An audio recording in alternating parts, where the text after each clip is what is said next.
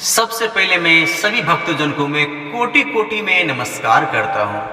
अभी नवरात्रि आ रहा है। नवरात्रि में माँ दुर्गा की प्रसन्न कैसे करें, मैं इसी वीडियो में मैं बताने जा रहा हूँ कि मैं घर परिवार सुख समृद्धि कैसे लाए, खुशहाली से कैसे भराए और भूत प्रेत बाधा से कैसे मुक्ति पाए। बस माँ दुर्गा की भक्ति करो, सारे भूत प्रेत बाधा से मुक्ति करोगी।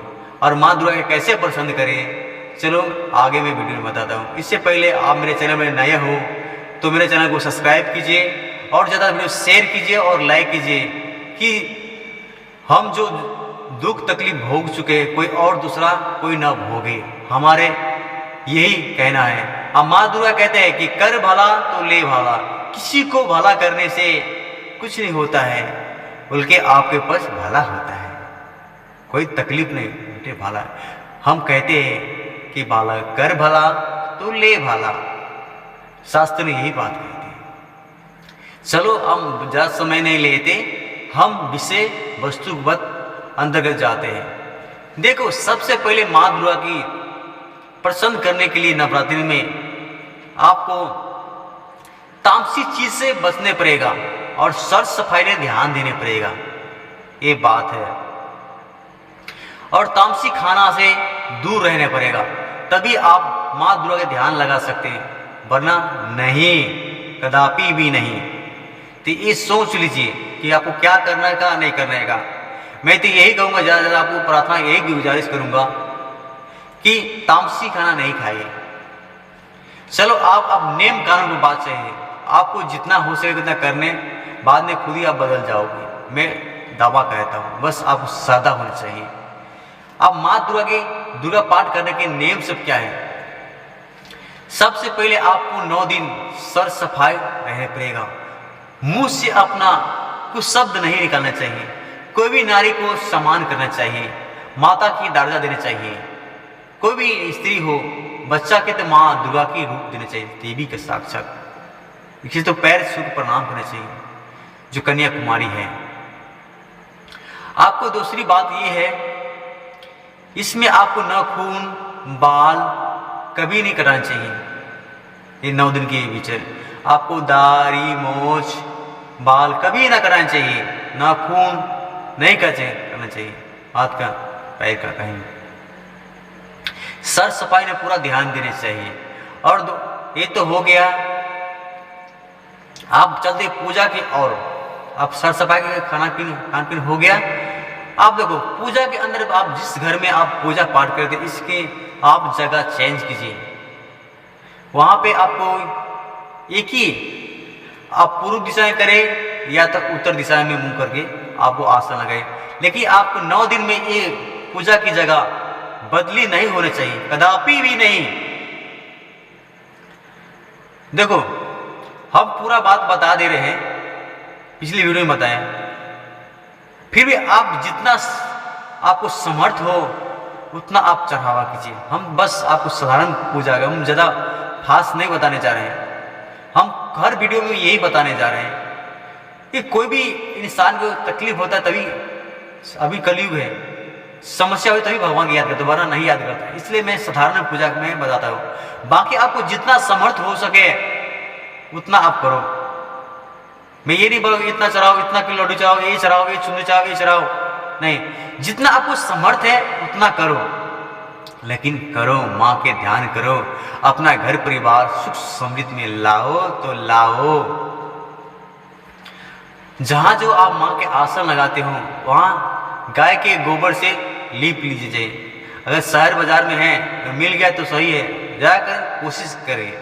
और दूसरी बात, 4 खुट्टी आगे, अढ़ाई हाथ इधर, अढ़ाई हाथ के पूरा राउंड नहीं कर चाहिए, चखुट वर्गकार में, और चखुट गाय के गोबर से निपोत लीजिए। फिर इसमें आप रंगोली बना लीजिए, रंगोली। अब इसी अढ़ाई हाथ इधर पूरा, अब इसी पे आपको माँ के आसन रह जाए, बीच में खाली रहना चाहिए, 1-2 हाथ का गैप होना चाहिए, 1 हाथ के भी चलेगा। फिर बाद में आपको माँ का आसन भी लाना चाहिए। वहाँ पे पहले माँ के आसन चले, तो माँ की लाल के आसन लगाने चाहिए, एक चौकी लगाना चाहिए, माता जी की चौकी, इस पे लाल आसन लगाना चाहिए। माँ अब जिस देवी देवी आप पूछते हो वह माँ दुर्गा के या माँ काली की, माँ लक्ष्मी की, खासकर नवरात्रि में माँ दुर्गा माँ काली की पूजा होती है। जिस पे आप मानते हो, जो आपको इष्ट है, वह माँ दुर्गा है या माँ काली है, जिस पे आप श्रद्धा है, अब इसका आप पूजन करें। हम तो यही ज़्यादा से ज़्यादा कहें कि माँ दुर्गा की पूजा करिए, क्योंकि माँ काली का है शक्ति, उग्र शक्ति है। माँ दुर्गा पूजा करोगे तो सब दुर्गा की पूजा हो जाएगी, देवी देवता की हो जाएगी। तो इसलिए वो माँ दुर्गा की पूजन करिए। तो इसके आप माँ की चौकी लगा के, माँ की अब फोटो हो या मूर्ति हो, इसके स्नान करके इसकी स्थापित कीजिए। आप गुरु है तो ठीक है, अगर नहीं गुरु है तो इस वीडियो के एक बार में बार बार देखिए, बाद में आपको सेव कीजिए, ध्यान करके देखिए। अगर नहीं समझ में तो कमेंट कीजिए, और कमेंट से जवाब नहीं मिल रहा है तो आप व्हाट्सएप पे मैसेज कीजिए, आपको नंबर भी डिस्क्रिप्शन में डाल दूंगा, ठीक है। और दूसरी बात, आपको जितना जो हो गया दो, ऐसे तो माँ की कहते शास्त्र में 5 है, लेकिन इसमें दो, इसमें 9 रूप है। नवरात्रि में माँ दुर्गा के 9 रूपों की पूजा होती है। आपको वैसे जितना कुछ क्षमता होता चढ़ा, लेकिन आपको कम से कम आपको हर चीज 9 होनी चाहिए। वह तो अब देखो, 9 देवी की, 9 सुपारी, 9 लौंग इलायची। आप वहाँ पे एक गणेश जी का एक इसका हिस्सा दे दीजिए, वह एक काल भैरव के नाम से, एक बजरंग बली के नाम। अब साइड में आप कुल देवी की व कुल देवता की भी पूजा कीजिए। अगर इतना समर्थ नहीं है तो सभी जितना हो सके एक ठाव पर आगे सभी को बोल दे कि अपना अपना कि मैं नहीं जानता, मैंने इतना समर्थ है, अब यही पूजा अपना स्वीकार कीजिए। अगर समर्थ है तो गणेश जी के एक नाम से, एक काल भैरव के नाम से, एक बजरंग बली के नाम से, और माँ दुर्गा के 9 रूप के नाम से रख लीजिए। और ये तो हो गया। आपको ये अब इसमें 9 दिन में 9 रूप के पूजा अलग अलग होता है। आपको समर्थ है तो ठीक है, अगर नहीं समर्थ है तो आप मिश्री के दाना डेली प्रसाद के रूप में चढ़ा सकते हैं। वात आपको जितना फल फूल होता है उतना आपको प्रसाद के रूप में कर सकते हैं। केरा है हो गया, आपको मलपुआ, सब आप जितना आपको समर्थ है वह तो जितना आपको चढ़ावा कीजिए। वह घर के मिठाई बना हर एक दिन मिठाई बना के चढ़ा सकते हैं। जितना आपको समर्थ है अलग अलग मिठाई बना के माँ के अर्पण कर सकते हैं। पुआ, पूरी, सेल, जितना खीर का रबड़ी, जितना माँ के भोग, दही की भोग, सबके अलग अलग चढ़ावा है। लेकिन आप जितना आप कर सकें, अगर इस पूजा के बारे में जानकारी चाहते हैं तो और मैं इस पे वीडियो में बना दूंगा, और ज़्यादा आप कमेंट करते हो तो। नहीं तो अब इसी पे बना ठीक है तो ठीक है, अगर आप ज़्यादा कमेंट करते इस पर भी कि 9 रूप की पूजा कैसे हो सकते हैं, इस पर भी विस्तार से आपको समर्थ है तो इस पर भी वीडियो बना सकते हैं, ठीक है। लेकिन देखो, मैंने बोला आपने क्या ना, मैं बस आपको सलाह दे रहा हूं, लेकिन श्रद्धा आपको होनी चाहिए। श्रद्धा आपको होनी चाहिए, मेरे कहने से नहीं, आपको होनी चाहिए श्रद्धा। ऐसा है 9 रूप के ये पूजा पाठ हो गया। और दूसरी बात क्या होता है, आप पूजा, आप ये सब चढ़ावन के बाद आपको सबसे पहले आप गणेश जी की पूजा कीजिए, फिर काल भैरव, फिर बाद में गुरु है तो ठीक है, नहीं तो शिव जी के कीजिए, फिर बाद में माँ दुर्गा अथवा माँ काली की आदि शक्ति की पूजा कीजिए, ठीक है। ये होने के बाद सब पूजा हो गया, फिर आपको एक कलश स्थापना भी करना चाहिए, चलो वो भूल गए। आपको जहाँ कलश स्थापना करते हो पित्तल की लोटा में, और पित्तल नहीं है तो स्टील की भी कर सकते हैं। ज़्यादा कोशिश कीजिए कि छोटा भी खरीदने की कोशिश कीजिए। अगर नहीं है तो कोई बात नहीं, अगर कर सकते हैं तो पित्तल के हर एक चीज़, प्रत्येक चीज़ पित्तल के शुभ माना जाता है। अगर नहीं है तो कोई बात, सब तो माता के देन है। ज़्यादा अगर है तो कोई कलशपत नहीं, तो पित्तल के लोटा में कलश स्थापना की, इस पर नारियल अगर है तो ठीक है, नहीं तो भी नहीं, कोई बात नहीं। लेकिन जितना श्रद्धा है, नारियल की आप कभी लाल धागा में लपेटना चाहिए, लेकिन जटा वाला कभी भी सामने, जटा के नीचे नहीं। जैसे नारियल ऐसा रहता है ना, कि वैसा नहीं, वैसा होना चाहिए। चारों तरफ आपको जटा लगाना चाहिए, लाल कपड़ा से लपेट से करी करके। अब कलश के अंदर आपको एक सुपारी, एक हल्दी की गांठ और एक सिक्का एक अंदर रखना चाहिए। पानी रखने चाहिए आधी, थोड़ा ज़्यादा। इसमें आम के एक पल्लो डाली रखना चाहिए, जो अच्छा पात होना चाहिए।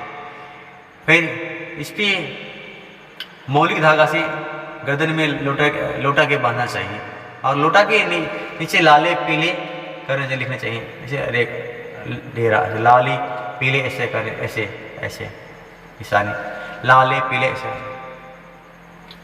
लोटे के नीचे आपको धान हो तो धान, तो गेहूँ भी रख सकते हैं। नीचे मिट्टी रखनी चाहिए, और तो जहू भी रख सकते हैं। रेती मिले तो ठीक है, मिट्टी भी रख के प्रत्येक दिन हल्का हल्का पानी छिड़का देना चाहिए, कि वह तो धान के भिगा के अब मिट्टी में हल्का पानी छिड़का रख के छिड़का हल्का सब देना चाहिए। सॉरी, मिट्टी तो ज़रा पूरा सूखा नहीं होना चाहिए, थोड़ा हल्का पानी होना चाहिए, हल्का पानी छिड़का, इतना पानी दें कि बाद में वो उग सके। धान हो या जौ हो, उग सके। ये हो गया। अब देखो, अब चलते हैं पाठ की तरफ से। तो जितना मैं इसीलिए बोला, अगर कोई आप कोई संदेश रहेगा तो कमेंट कीजिए। आप चलते हैं पाठ के। पाठ जो करते हैं ना, सबसे पहले आपको गणेश चालीसा करना चाहिए। अगर नहीं कर सकता है कोई बात नहीं, अगर समय नहीं तो बाद में बता दूँ इसमें। पहले गणेश चालीसा हुआ, हनुमान चालीसा एक, माँ काली के मान तो काली चालीसा, और माँ दुर्गा चालीसा। फिर बाद में आपको कवच की पाठ करना चाहिए डेली। कवच अर्गला तिलक आपको डेली करना पड़ेगा, सदैव तीनों की पाठ डेली करने पड़ेगा। इसमें तिनका भी संदेश नहीं है, तीनों पाठ। फिर इसके बाद आपको पाठ की तरफ, वो तो आपको कवच अर्घा तिलक ये हो गया रक्षा। अब अध्याय की तरफ देखो, 13 अध्याय है। आप 7 दिन में खत्म करें हुआ, 9 दिन में खत्म करें, आपके ऊपर है, आपके ऊपर है। 7 दिन में करे हुआ, 9 दिन में करे। पहली बात आपको देखो, लेकिन आपको 9 दिन तक आप पाठ करना ही पड़ेगा। नहीं, अर्घा तिलक तो आपको डेली करना पड़ेगा। हाँ, और दूसरी बात, एक और बात, बहुत आदमी बोलता है यार कोई दुर्गा पाठ नहीं करो, फिर बाद में माँ दुर्गा सताता है। देखो, माँ दुर्गा इसको सताता है। देखो, आप किसी को न्योता दे दोगे, आपको भोजन नहीं खिलाओ तो कितना आपको मन में तकलीफ लगे। यही बात, तो आप माँ दुर्गा से जाएंगे पाठ करते हो, ये संकल्प हो गए, ये माँ दुर्गा, मैं जब तक मेरा आज्ञा बहुत सवास रहेगा, जब तक मैं आपको पाठ करूंगा, जब तक मेरा शक्ति रहेगा, जब तक मैं समय रहेगा, जब तक आपके पास मैं पाठ करूंगा। ये नहीं बोलता है माँ दुर्गा मैं 10 साल में आपको पाठ करूँगा, 5 साल में पाठ करूंगा, मेरा ये दो। हाँ, तभी आपको कहकर नहीं पाठ करोगे तो दोष लगेगा। जब आप किसी को सौदा करते हो तो पैसा दे दो तो भी कोई आप सौदा देता है। आप पैसा नहीं दोगे, सौदा तो मिलेगा नहीं। सौदा ले ले तो पैसा नहीं दोगे तो कितना गलत है ना। तो यही बात है। अरे माँ के ऊपर श्रद्धा रखो, सब बिना बोले आपको मिलेगा, बिना बोले, बस आपको श्रद्धा होनी चाहिए। माँ के सामने बोलने की कोई जरूरत नहीं, बस आपको श्रद्धा होनी चाहिए। ऐसा कर्म करो, प्रत्येक चीज मिलेगा। बात तो ऐसा है। तो पाठ के बाद ही है। तो ये पाठ आप कोई दिन में आप एक अध्याय करिए, या 2 अध्याय करिए, या 3 अध्याय करिए, 4 अध्याय करिए, पूरा तो नहीं कर पाओगे। ऐसा करने के पूरा दिन लग जाएगा। एक दिन करो, फिर दूसरा दिन आप कर नहीं पाओगे, थक जाओगे। जरूरत थी कोई हम लोग भी एक दिन ज़्यादा 3 अध्याय कर पाता हूँ, लास्ट 4 अध्याय 6 के बाद पूरा थक जाता हूँ। इसलिए हम लोग 1 2 3 करते हैं, 1 2 3 करता हूँ, क्योंकि आपको 13 दिन में आपको माफ करना, 9 दिन में पूरा खत्म करने पड़ेगा। लास्ट में आपको हो सके तो आप होम भी करने पड़ते हैं, होम करना पड़ेगा। देखो होम में बहुत आदमी बोलते हैं यार क्या होम करूँ, यह करूँ, ये करूँ, कुछ भी नहीं है। देखो होम में ऐसा बात है, देखो इसमें माँ कोई देवी देवता का खाना होता है, स्वाहा देवी के नाम से इसके खाना जाता है। होम करना कोई गलत बात नहीं है, कोई गलत बात नहीं है। और 9 दिन के बाद होम होता है पूजा कर। तो इसमें देखो चखुट आपको होम करना चाहिए, एक बीता ऊपर, एक बीता चारों तरफ, और ऐसे एक और आगे पीछे कोई बात नहीं, कम से कम आपको इतना अंदर होना चाहिए होम करने के लिए, इतना।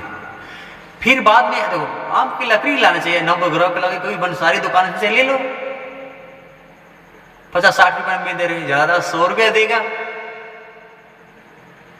फिर बाद में अरे इतना दिन हम खाते पीते हैं, लेकिन माँ के लिए 1000-2000 खर्चा नहीं कर सकते हैं, सब तो माँ के तो देन है। घी ला लीजिए, पाव किलो, आधा किलो। अब नब दाना घर में से उपाय कर लीजिए, नब देना आप 5 दाना, 5 दाना लीजिए, धान, गेहूँ, तिल, जौ, सकल धूप जो बोलता है वो दीजिए, दाल दीजिए, अनाज दीजिए, सब मिक्स कीजिए। फिर बाद में घी में मिक्स करते, बाद में स्वाहा कीजिए, यानी स्वाहा लीजिए, स्वाहा के दीजिए, द्वारा माँ के खाना होता है। होम करना कोई गलत बात नहीं है, इससे माँ दुर्गा शीघ्र से प्रसन्न हो जाता है, समझे, शीघ्र से प्रसन्न हो जाता है। बात ऐसा बात होता है। तो इसमें कौन सा बात मेरा गलत लगा बताओ? कोई बात आपको गलत लगा? नहीं ना? तो बात ऐसा बात होता है, तो कभी भी नहीं श्रद्धा से करोगी नहीं, मन में भाव होगी नहीं, तो माँ खुद ही आपको सब चीज माँ इंतजाम करवा देगा। लेकिन आपका अंदर श्रद्धा होनी चाहिए। अरे घर में कलेजो मच जाता है ना, तक नगर तांत्रिक धामी के पास भाग जाते हो, ओझा के पास नहीं भागते हो, लाखों रुपया फूक दे दो, खर्च कर दो, भटक जा दो, परेशान हो दो सालों साल, फिर भी सही नहीं होता है। लेकिन माँ के अंदर श्रद्धा से पूजा करोगी 9 दिन, तो आपको सालों साल आपको परिवार खुशहाली रहेगा, खुश कलेश से दूर रहेगा, अन्न धन घर भरेगा। आप बताओ एक अच्छा होगी? हम कोई स्वार्थी वाला, कोई बिजनेस वाला बात नहीं बता रहा, मैं बस आपको समझा रहा हूं, जो आपको सही लगे वो करें। मैंने बोला आपने किया ना, आपको श्रद्धा क्या है, भाव क्या है, वो करो। मैं अब बस आपको सलाह देने जा रहा हूं कि आपको क्या करने का है, नहीं करने का है, बस आपके ऊपर है। क्या सही है, क्या गलत है, आप जानो, समझे? ये सब होने के बाद देखो आप रहे क्या, जो होम तुम हो जाएगा, होम हो जाएगा। आप हो सकते एक पंडित को भोजन की जाए कराइए, अंतकालीन दही चूड़ा मीठा भोजन किया। आपको अगर सामर्थ्य है तो कन्या भोजन भी माँ के लिए बहुत प्रिय है। भोजन बोलते यार कन्या भोजन हम कैसे कराए यार, कैसे कराए? अरे यार छोटी छोटी बच्चे, ये आपको 5 साल से लेके आपको 11 साल के बच्चे, 10 साल के नीचे के बच्चे, 10 साल के बच्चे कितना खाएगा? 2 से 3 4 पूरी खाएगा, थोड़ा बुनिया दे दे, हाँ चना थोड़ा दे दे, हाँ नमक नहीं, हल्का नमक दे दे चलेगा, नमक नहीं, सब मीठा होना चाहिए, नमक मसाला चलेगा, नमक नहीं, लहसुन प्याज वाला नहीं, कदापि नहीं। प्रसाद के रूप में तेल और मसाला थोड़ा डाल के बनाना चाहिए। देखो प्रसाद के रूप कितना खा लेगा, थोड़ा हो से खीर बना लीजिए और तो बुनिया बना लीजिए, आपको जो महिमा जो आपको जो आसान लगे वो कीजिए, पूरी बना खिलाइए, माँ कितना प्रसन्न हो जाएगा। हो सके तो 5-10 रुपया पैसा देना दीजिए, हो सके तो आप कपड़ा दान कीजिए, देखो माँ कितना प्रसन्न हो जाता है।